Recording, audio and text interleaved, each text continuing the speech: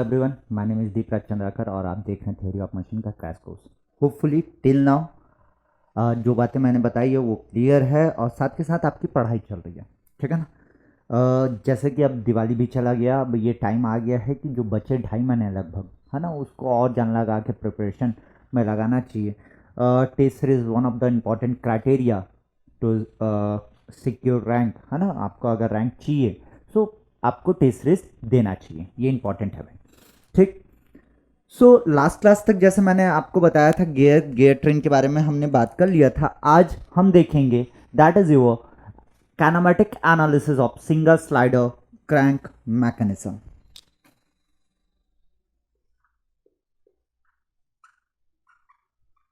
Kinematic analysis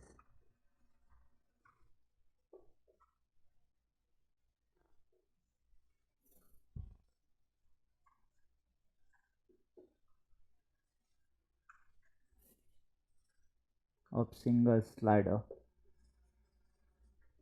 crank mechanism।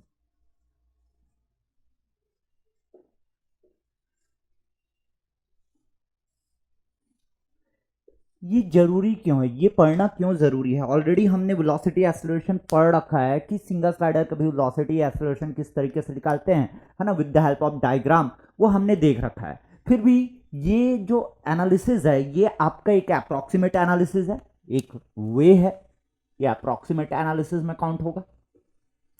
Actually इस पे जो फॉर्मूले आपके आने वाले हैं, है ना, उसको डायरेक्ट पूछा जाता है एग्जाम में, या उससे रिलेटेड जो क्वेश्चन है वो डायरेक्ट आपको देखने को मिलेंगे, ठीक। अगर मैं बोलूं काइनेमेटिक और डायनामिक दो एनालिसिस करने वाले हैं हम लोग सिंगल स्लाइडर का, तो डायनामिक एनालिसिस वाला जो पार्ट है वो बहुत इंपॉर्टेंट है, वहां से सवाल लगातार आए हुए हैं पिछले कुछ सालों में। काइनेमेटिक एनालिसिस से क्या है सर, बिल्कुल आया हुआ है, यहां से भी आपको सवाल देखने को मिलेगा, मैं वर्कबुक में भी वो सवाल रखा हूं, हम देखेंगे कि किस तरीके के सवाल आए हैं। सबसे पहले अगर मैं काइनेमेटिक एनालिसिस के बारे में बात कर रहा हूं, मतलब यहां पे वेलोसिटी और एक्सेलरेशन के बारे में मैं बात करने वाला हूं, ठीक। लेट अस अज्यूम कि मेरे पास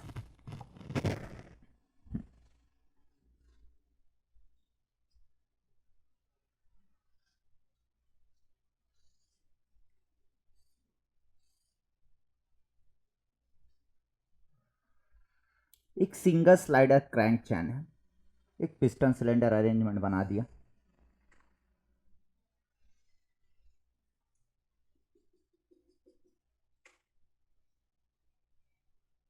बिल्कुल सर, ये है, ये हो गया ओ, ये हो गया ए,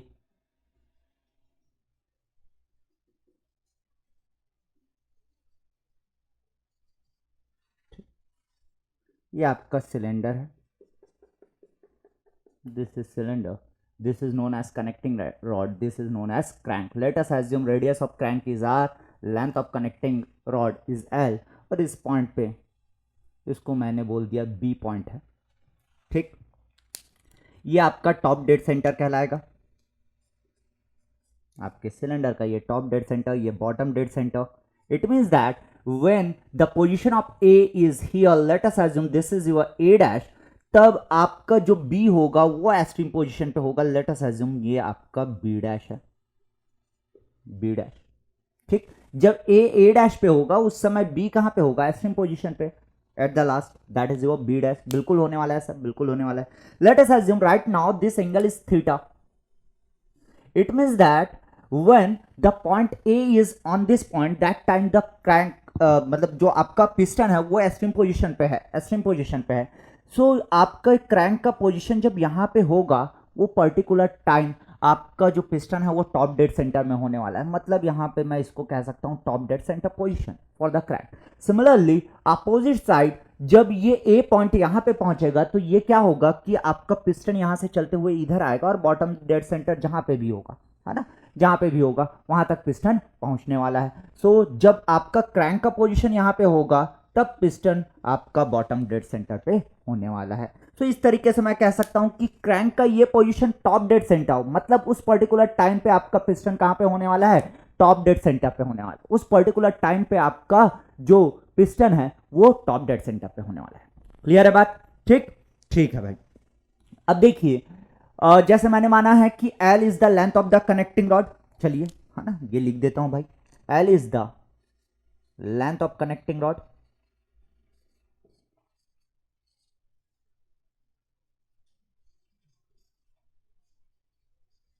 length of connecting rod, R is length of crank और रेडियस, ठीक, length of crank. L by R दोनों का एक रेशियो होता है जिसको n से डिनोट करेंगे और ये कहलाता है ऑब्लिक्यूटी रेशियो, ऑब्लिक्यूटी रेशियो। इन जनरल इसकी वैल्यू 1 से ज्यादा होगी या मिनिमम 1 के बराबर हो सकता है। It means that length of connecting rod and radius of crank minimum बराबर हो सकते हैं, या फिर आपका length of connecting rod always greater होता है, आपको ज्यादातर केसेस में देखने को मिलेगा। और वो दोनों का ratio L by R is known as obliquity ratio. Now my dear, अगर मैं कहूं कि किसी angle theta, theta is the what, angle of the crank from the line of stroke, या मैं कह सकता हूं from the top dead centre, ठीक। So theta is the angle of crank from TDC, I can say this one, yes बिल्कुल कह सकते हैं। मतलब आपका एंगुलर पोजीशन है क्या ये थीटा क्रैंक का? बिल्कुल सर है।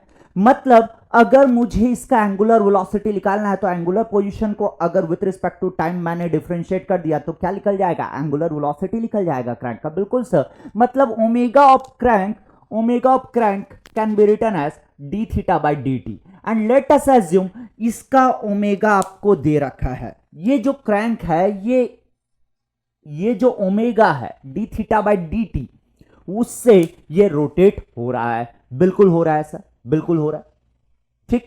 नाउ माय डियर, जब ये आपका थीटा रोटेट हुआ उस पर्टिकुलर टाइम पे, जब आपका ये ए पॉइंट यहां पे रहा होगा ए डैश, आपका बी पॉइंट बी डैश पे रहा होगा, और जब ये आपका क्रैंक थीटा से रोटेट हुआ होगा उस पर्टिकुलर टाइम पे बी डैश से आपका जो पिस्टन है ना, जो पिस्टन है आपका बी डैश से कहां पे आ गया होगा? बी पे आ गया होगा। ये मैंने मान लिया है। लेट अस एज्यूम ये जो डिस्टेंस है इसको मैंने मान लिया x।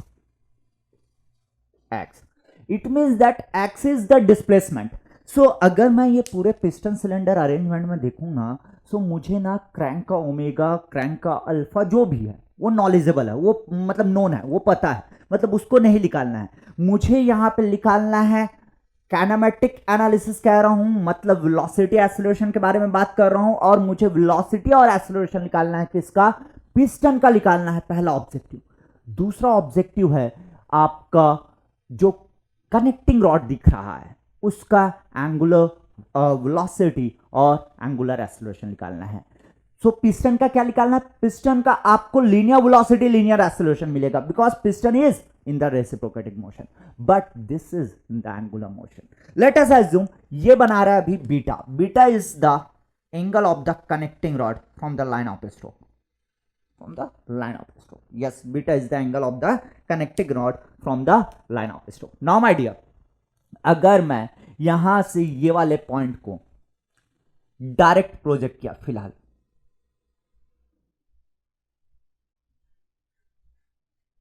ये हो गया ए डैश, ठीक। सो आपको दो ट्रायंगल दिख रहे हैं, एक है बी ए डैश, अच्छा इसको A1 कर दिया, क्योंकि ए डैश ऑलरेडी इस पॉइंट को दे रखा हूं, ठीक है। सो ये हो गया B A1। Similarly A1 and O, दो ट्रायंगल मुझे दिख रहा है। उसके आगे अगर मैं बात करूं, यार मुझे ऑब्जेक्टिव क्या था? मैंने बोला कि पिस्टन का वेलोसिटी निकालना है और पिस्टन का एक्सेलरेशन निकालना है। मुझे पता है अगर इसको थीटा से घुमा रहा हूं, मतलब अगर ये ओमेगा से घूम रहा है किसी पर्टिकुलर टाइम पे, ये थीटा जब घुमा होगा उस समय पिस्टन में जो डिस्प्लेसमेंट आया वो एक्स है। अगर पिस्टन का वो डिस्प्लेसमेंट मैंने निकाल लिया, अगर वो पिस्टन का डिस्प्लेसमेंट मैंने निकाल दिया, सो मैं उसको अगर डिफरेंशिएट किया उस डिस्प्लेसमेंट को विथ रिस्पेक्ट टू टाइम, तो वेलोसिटी मिल जाएगा। उसको फिर से एक बार डिफरेंशिएट करूंगा तो क्या मिल जाएगा? एक्सेलरेशन मिल जाएगा, सिंपल, ठीक। सो मतलब पहला ऑब्जेक्टिव है सर ये डिस्प्लेसमेंट निकालना, ये एक्स निकालना। क्या ये एक्स निकाल सकते हैं? बिल्कुल सर, ये एक्स निकाल सकते हैं, ठीक। कैसे सर? ये x ऐसा है कि ये o जब ये वाला पॉइंट यहां पे रहा होगा तो ओ ए प्लस मतलब ओ ए डैश प्लस ए डैश बी, ए डैश बी डैश, ये वाला बी डैश, ये वाला लेंथ और ये वाला लेंथ, तो वो क्या हो गया O B dash minus O B. अगर मैं कर दूंगा तो x निकल जाएगा, मतलब सर आप कह रहे हैं ओ बी डैश मतलब यहां तक का length, yes, minus O B यहां तक का लेंथ, तो क्या x दिख रहा है? बिल्कुल दिख रहा है। ओ बी डैश क्या है? ओ ए डैश मतलब r और ए डैश बी डैश, मतलब ये सीधा हो जाएगा, मतलब वो l के बराबर ही होगा, बिल्कुल sir, r plus L minus O B. यार ओ पॉइंट कहां पे है? ध्यान से देखिएगा, इस पे सिंपल ट्रिग्नोमेट्री लगाऊंगा कक्षा 9 का। ये ओ पॉइंट है, ठीक है, ये ए वन है, तो यार ये अगर आर है, ये थीटा बना रहा है, ये वाला एंगल थीटा बना रहा है, तो ये हो जाएगा आपका क्या? आर कॉस थीटा, ये वाला लेंथ हो जाएगा आर कॉस थीटा। और सिमिलरली अगर ये बीटा बना रहा है, सो ये वाला लेंथ यहां से लेके यहां तक ये हो जाएगा एल कॉस बीटा, मतलब सर ये वाला लेंथ अभी एल कॉस बीटा होगा। बिल्कुल simple trigonometry, because this is beta, ये एल है, ये परपेंडिकुलर, ये 90 डिग्री का एक राइट एंगल ट्रायंगल है, सो इस पे ये वाला horizontal length L cos beta के बराबर दिख रहा है मुझे, और सिमिलरली ये वाला लेंथ आपका आर कॉस थीटा के बराबर दिख रहा है क्या? बिल्कुल आसान है, यस, ठीक है भाई। और इंपॉर्टेंट चीज ये है कि ये डेरिवेशन अभी समझना है, इस पे जो फॉर्मूले लिख लेंगे वो याद रखना है for the examination, for the GATE examination, ठीक। अगर आप कन्वेंशनल पेपर के लिए जा रहे हैं तो यस आपको ये ध्यान रखना पड़ेगा पूरा डेरिवेशन, लेकिन डेरिवेशन समझना जरूरी है, समझोगे तभी फॉर्मूला याद रखने में आसानी होगा, अप्लाई करने में आसानी होगा। क्लियर है बात? ठीक है, चलिए देखते हैं, आगे बढ़ते हैं। ओ बी अपने को पता चल गया, yes L cos beta plus R cos theta. Now my dear एक चीज देखिए, यहां पे ना ये वाला जो इक्वेशन मिल रहा है एक्स का इक्वेशन जो मिल रहा है वो ना थीटा और बीटा दो टर्म में है, बीटा भी वेरिएबल है, थीटा भी वेरिएबल है, एक दूसरे पे डिपेंडेंट है, थीटा जैसे चेंज होगा वैसे बीटा चेंज होने वाला है। तो एक काम करता हूं ना, मैं ना ये पूरे इक्वेशन को एक टर्म में ले आता हूं, एक काम करता हूं मैं थीटा के टर्म में ले आता हूं। क्यों थीटा सर? बिकॉज मुझे ना ये क्रैंक का पता है, ओमेगा पता है, उससे थीटा भी पता है, तो मैं थीटा के टर्म में ले आता हूं। कैसे लाएंगे सर?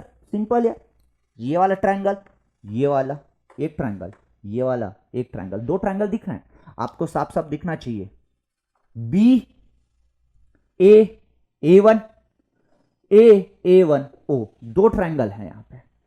सो ये A one, so in triangle A one B and in triangle A one O, मैं कह सकता हूं कि ये वाला जो परपेंडिकुलर है ए वन इज नथिंग बट, इधर से अगर देखोगे तो ये क्या हो जाएगा? आर साइन थीटा, बिल्कुल सर, और अगर मैं इधर से देखूंगा तो ये हो जाएगा एल साइन बीटा। अब कोई ये मत बोलना कि सर ये कैसे हुआ, ट्रिग्नोमेट्री आइडिया सिंपल, अगर ये नहीं आ रहा है टिल नाउ, क्योंकि इससे पहले भी मैं वेलोसिटी एक्सेलरेशन में ये चीजें सिखाया हूं कि ट्रिग्नोमेट्री किस तरीके से यूज करना है, ट्रायंगल का किस तरीके से यूज करना है, राइट एंगल ट्रायंगल में क्या क्या चीजें होती है, ऑलरेडी हमने पढ़ा है ये। और यहां इस मोमेंट पर अगर नहीं समझ में आएगा तो दिक्कत है। बहुत सिंपल है कि यस ये हाइपोटेनियस हो गया, ये बेस हो गया, ये परपेंडिकुलर हो गया, परपेंडिकुलर हाइपोटेनियस पता है, परपेंडिकुलर निकालना है, एक एंगल अपने को पता है, यस ये परपेंडिकुलर निकल जाएगा। सिमिलरली इस ट्रायंगल में भी निकल गया। यहां से अगर मैं साइन बीटा देखना चाहूं तो sine beta equal to, I can write sine theta into R divided by L. R ऊपर था उसको नीचे ले आया, एल बाई आर नीचे ला सकता हूं पूरा, yes sir, L by R equal to N, इसीलिए एल बाई आर लिखा था ताकि मैं एल बाई आर को रिप्लेस करके एन लिख सकूं। बिल्कुल sir, sine theta by N हम लिख सकते हैं। लेकिन सर हमको तो साइन बीटा मिला ना इन टर्म्स ऑफ थीटा, हमारे पास तो कॉस बीटा है, सो इसको कैसे करेंगे? फिर से यार कॉमन सेंस है ना, अपने को क्या लगाना है, गणित लगाना है, लगा दो। अपने को पता है कि cos square theta plus sine square theta equal to 1, similarly sine square beta plus cos square beta equal to 1 होगा। मतलब मैं कह सकता हूं sine square beta equal to 1 minus cos square beta. क्या ये मैं कह सकता हूं? बिल्कुल। सो ये स्क्वायर अगर हटेगा तो ये आ जाएगा स्क्वायर रूट में आ जाएगा। यस। अब यहां पे ओ माय गॉड, एक चीज, हमको तो कॉस बीटा चाहिए ना, हमको तो कॉस बीटा चाहिए। ठीक, सो एक काम करता हूं, ये हो जाएगा आपका कॉस बीटा, कॉस बीटा, ये हो गया आपका साइन स्क्वायर बीटा, क्योंकि अपने को कॉस बीटा की वैल्यू चाहिए। साइन बीटा की वैल्यू पता है तो इसको पुट कर दो यहां पे। ठीक, yes, 1 minus sine square beta, it means that sine square theta divided by N square, divided by N square. इसको और चाहो तो इस तरीके से लिख सकते हो, root over N square minus sine square theta divided by N, divided by, लिख सकते हैं, बिल्कुल लिख सकते हैं। राइट नाउ क्या मिला आपको? कॉस बीटा की वैल्यू मिली। मतलब मैं अभी ये जो x का इक्वेशन मिल रहा था उस पे ना कॉस बीटा की value in terms of theta put करने वाला हूं। मतलब मुझे x का एक्सप्रेशन मिलेगा इन टर्म्स ऑफ थीटा, फिर उसको टाइम के रिस्पेक्ट में डिफरेंशिएट करूंगा, फिर वहां से मैं चीजें निकालते जाऊंगा कि velocity of piston, acceleration of piston, उसके बाद अगर मुझे कनेक्टिंग रॉड की आवश्यकता है तो उसका वेलोसिटी, उसका एंगुलर एक्सेलरेशन, वो सब हम देखेंगे। टेक अ स्क्रीनशॉट, इसके आगे मैं बात करूंगा, इसको इरेज करके। ठीक, स्क्रीनशॉट ले लीजिए। चलिए,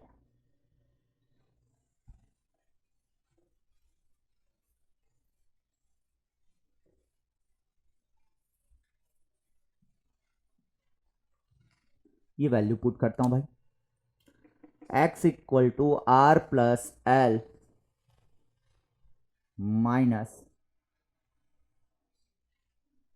एल इंटू कॉस बीटा, मतलब L divided by N root over N square minus sine square theta, और ये माइनस हो जाएगा, ब्रैकेट ओपन कर दिया तो माइनस आर कॉस थीटा। ठीक, ये इस तरीके से होने वाला है, बिल्कुल होने वाला है। ऐसा अपने को पता है N equal to L by R, N equal to L by R होता है। सो यहां से कह सकता हूं मैं L equal to N into R, क्या लिख सकता हूं? L equal to N into R, क्या लिख सकता हूं? बिल्कुल लिख सकते हैं sir. So put the value, so I can say X equal to R, L की वैल्यू है N into R minus L की वैल्यू है N into R divided by N root over N square minus sine square theta minus R cos theta. देखते हैं कौन सा कटा, क्या बचा और किस फॉर्म में बच रहा है। ये वाला एन और ये वाला एन कैंसिल हो गया, बच गया आर।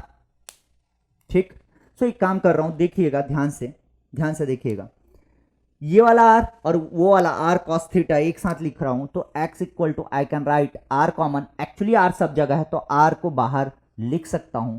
बचेगा क्या यहां पे? 1 और minus cos theta, 1 minus cos theta, ये 1 कॉस थीटा को यहीं पे रखा है ना, जस्ट कि मुझे आसानी होता है डिफरेंशिएट करने में, इसलिए। सो ये हो गया 1, ये माइनस कॉस थीटा, आर बाहर निकल गया, यहां पे बचेगा plus N minus root over N square minus sine square theta, ये बचने वाला। ये क्या मिल गया अपने को? x मिल गया। ठीक, टेक अ स्क्रीनशॉट। ठीक है भाई,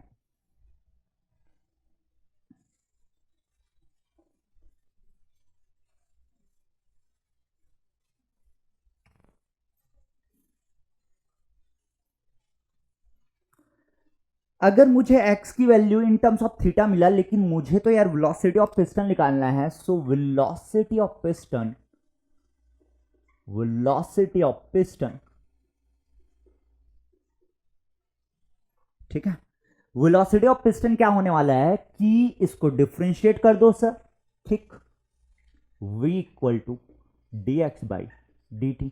लेकिन सर जो x है वो तो थीटा के टर्म में है, लेकिन थीटा भी तो टाइम के साथ चेंज होने वाला है। वी नो दैट व्हाट कि theta equal to omega T.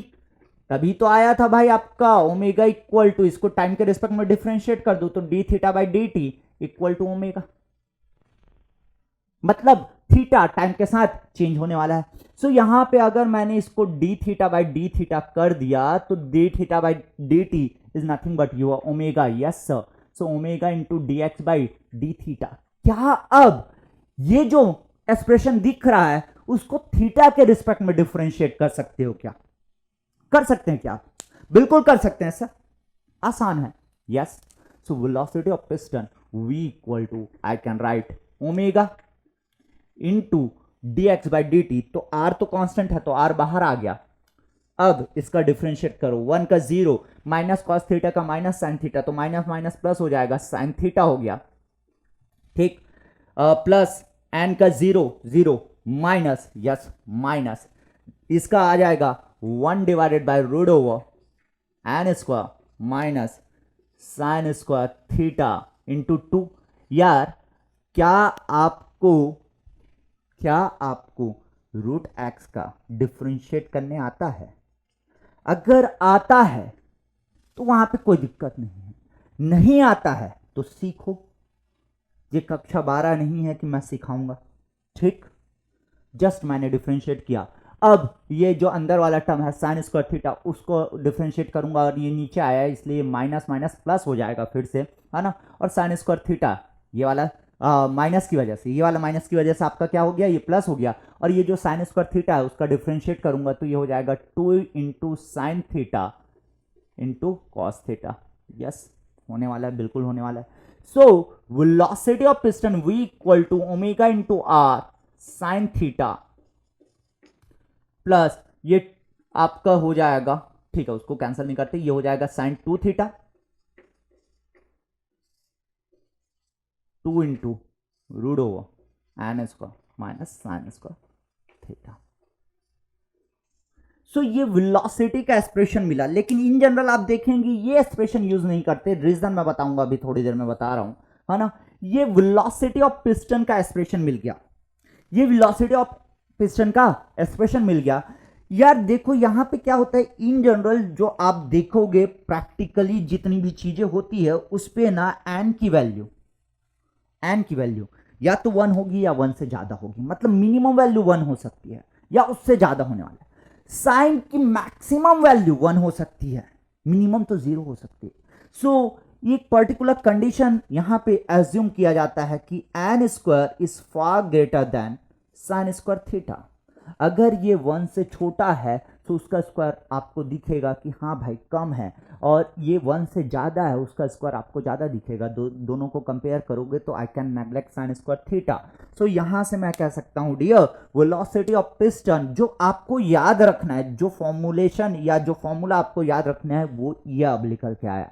So velocity of piston can be consider v equal to omega into r sine theta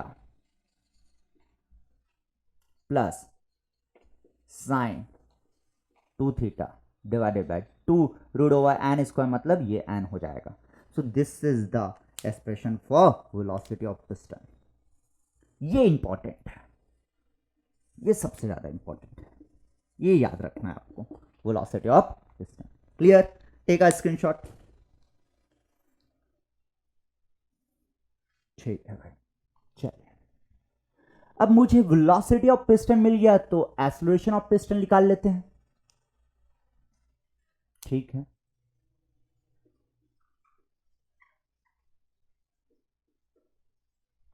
acceleration of piston,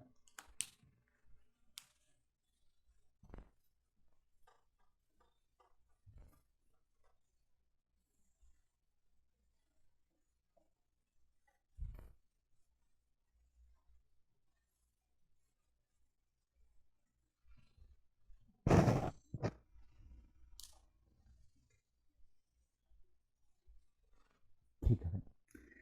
so acceleration of piston के लिए इसको एक बार फिर से differentiate करना पड़ेगा with respect to time, बिल्कुल sir.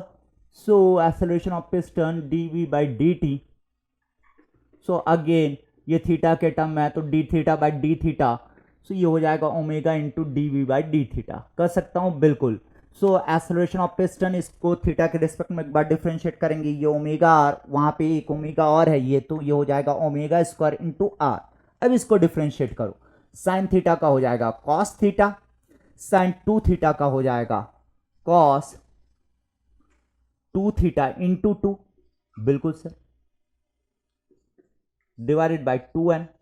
सो 2 और 2 कैंसल हो गया, सो यहां से मुझे मिल गया omega square are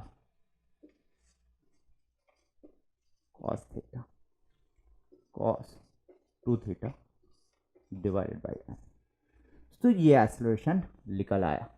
again important formula है, अगर आपको पिस्टन का एक्सेलरेशन पूछा जाता है तो you can use direct this formula if you have data, है ना, ये सारे डेटा हैं तो आप आराम से पिस्टन का एक्सेलरेशन निकाल सकते हो। Again take screenshot. ठीक, अभी तक किसके बारे में बात हुई? पिस्टन के बारे में। अब कौन सा बच गया आपका? Connecting rod. यस,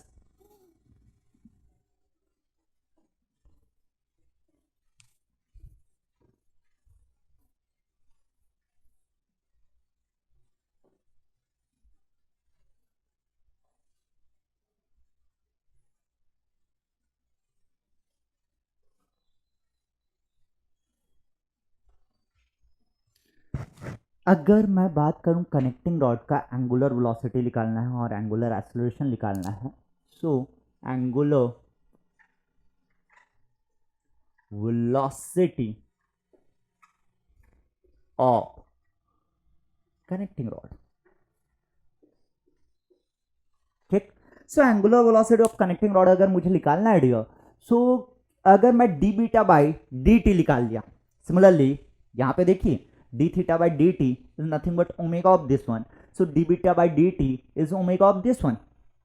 और एक चीज देखिए, दोनों एक दूसरे पे डिपेंडेंट है, अगर थीटा बढ़ रहा है तो बीटा आपका कम हो रहा होगा, बड़ा ऑब्वियस है, वो दिख रहा है, ठीक है। तो इस तरीके की चीजें रहेंगी। नाउ माय डियर, सो थोड़ी देर पहले जब मैं ये वाला ट्रायंगल कंसीडर कर रहा था, यहां पे ये AA1O AA1B, सो यहां पे मुझे दिखा था AA1 equal to L sine beta equal to R sine theta and sine beta equal to sine theta by n, यही तो दिखा था, यही था। इसको डिफरेंशिएट करता हूं, कैसे सर? ये देखिए, मुझे निकालना है क्या? टाइम के रिस्पेक्ट में डिफरेंशिएट करना है। टाइम के रिस्पेक्ट में डिफरेंशिएट किया, d by D t sine beta, but my dear beta is changing with respect to time, time के साथ चेंज होगा, बीटा बिल्कुल चेंज होगा टाइम के साथ। मतलब सर यहां पे ना D beta by D beta का मल्टीप्लाई और डिवाइड कर दीजिए। सिमिलरली यहां पे sine theta divided by N D by D T, so ये हो जाएगा D theta by D theta. Again D theta by D T is omega and मुझे निकालना है D beta by D T, ये मुझे निकालना है। तो D beta by D T, ये जरूरत है मेरी, ये जरूरत है निकालने का। इसको बीटा के रिस्पेक्ट में डिफरेंशिएट करो तो ये हो जाएगा cos beta equal to sine theta का फिर से हो जाएगा cos theta divided by n, और ये हो गया आपका डी थीटा बाई ये डी टी ओमेगा। होने वाला है, बिल्कुल होने वाला है सर। सो यहां से मैं कह सकता हूं डियर कि आपका जो D beta by D T है that is the omega of connecting rod. This is your omega of connecting rod, omega of connecting rod. So यहां पे ये आ जाएगा omega cos theta divided by cos beta into N. Again we know that cos beta can be written as omega cos theta. Cos beta क्या लिखे थे हम लोग? Root over 1 minus sine square theta divided by N square. तो यहां पे ये हो जाएगा एन स्क्वायर डिवाइडेड बाय, यहां पे आ गया एन, इधर एन है, सो ये वाला N cancel. So simple expression. Again अगर मैंने कहा कि N square is far greater than sine square theta, तो अगर मैं यहाँ पे साइन स्क्वायर थीटा को नेग्लेक्ट कर दिया तो ओमेगा सी आर, सिंपल सा फॉर्मूला आ गया मेरे पास, omega cos theta divided by N. Remember this formula. इस फॉर्म में ही याद रखना है, ये आसानी से याद रहने वाला है नेग्लेक्ट के बाद, क्योंकि ये यूज होता है. ठीक है ना. सो ये वाला फॉर्मूला आपको याद रखना है. ओमेगा सी आर मिल गया आपको, angular velocity of connecting rod मिल गया. तो angular acceleration of connecting rod क्या निकाल सकते हैं? बिल्कुल निकाल सकते हैं सर. टेक का स्क्रीनशॉट, इसके बाद निकालेंगे. ठीक है. चलिए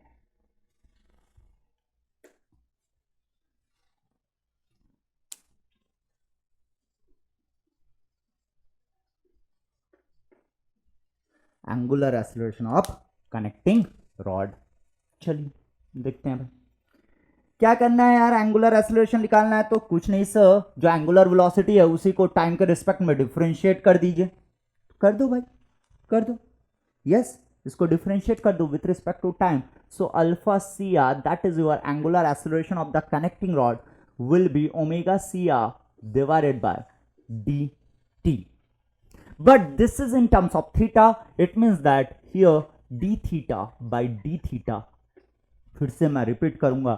So d theta by dt will be again omega. So omega, ये वाला ओमेगा पहले से था तो omega into omega, omega square cos theta का हो जाएगा minus sine theta divided by N, divided by n. So this will be the angular acceleration of the connecting rod. Simple, बहुत सिंपल वे में अपन देख लिए. और इसी की जरूरत है, इसके आगे भी और एनालिसिस किया जा सकता है, और एनालिसिस किया जा सकता है. जैसे मैंने जो टर्म्स नेग्लेक्ट किए वो टर्म्स बिना नेग्लेक्ट किए भी चला जा सकता है. लेकिन again I am repeating this thing कि आपको जो मैं बता रहा हूँ जस्ट फॉलो करो. आपसे सवाल होंगे क्योंकि यही इस्तेमाल होता है, यही इस्तेमाल होता है. अब अपन चाहे तो एक एग्जांपल देख सकते हैं, आपके वर्कबुक में है, इसको इरेज करता हूं पहले, उसके बाद देखते हैं. ठीक है. चलिए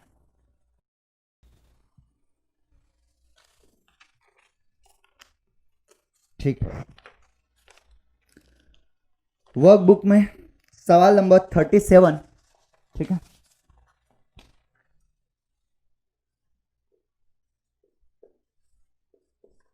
सवाल number 37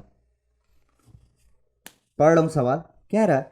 in a certain slider crank mechanism length of crank and connecting rod are equal, मतलब L इक्वल टू R दे रखा है इस सवाल में.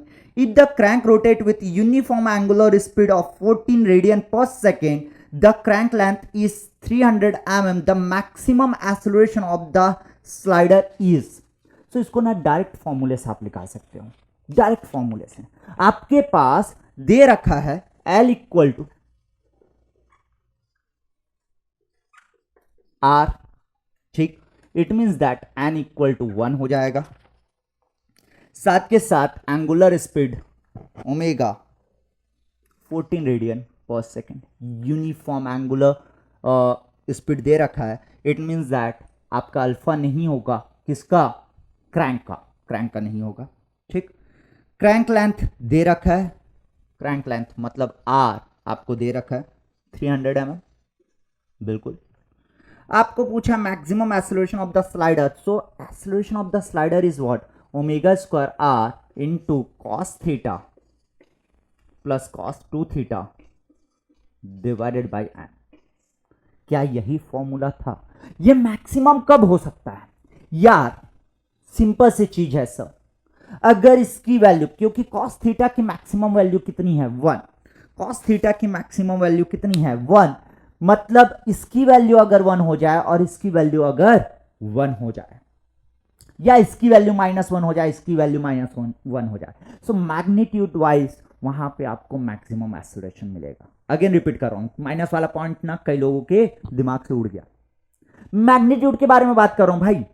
किसके बारे में? Magnitude. So magnitude maximum plus minus दोनों तरफ मिलेगा, मतलब मैक्सिमम रिटार्डेशन होगा वो और एक मैक्सिमम एक्सेलरेशन होगा. सो मैग्नीट्यूड वाइज मैं बात करूंगा और आपको मैग्नीट्यूड वाइज ही फिल करना रहेगा इस क्वेश्चन में जैसा दिया है.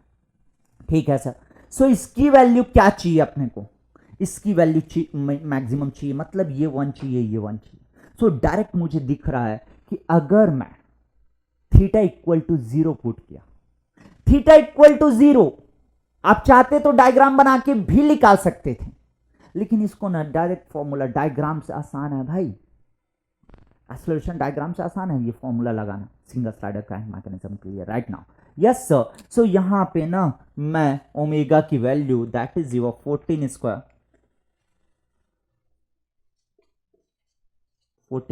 Into R 0.3 metre cos theta, मतलब थीटा इक्वल टू 0 रख रहा हूं तो कॉस 0 इज 1, यहां पे थीटा इक्वल टू 0 तो 2 इंटू 0 0, सो ये भी हो जाएगा 1, और एन को तो आपका 1 है ही, सो ये हो जाएगा आपका 2 into 14 square into 0.3।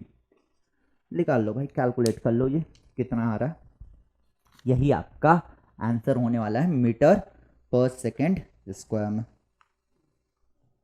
2 into 14 square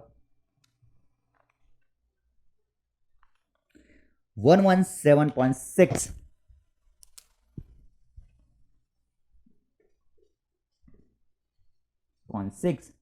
metre पर second square, it will be the clear, clear, ठीक। होपफुली ये लेक्चर आपको समझ में आया होगा। नेक्स्ट क्लास में मैं डायनेमिक एनालिसिस के बारे में बात करूंगा, फ्लाई व्हील, ठीक, ऑलमोस्ट, और वाइब्रेशन के मेरे जो अपलोडेड लेक्चर हैं उसी को फॉलो करना, वो लेक्चर मैं यहाँ पे भी अपलोड कराऊंगा, ठीक है ना।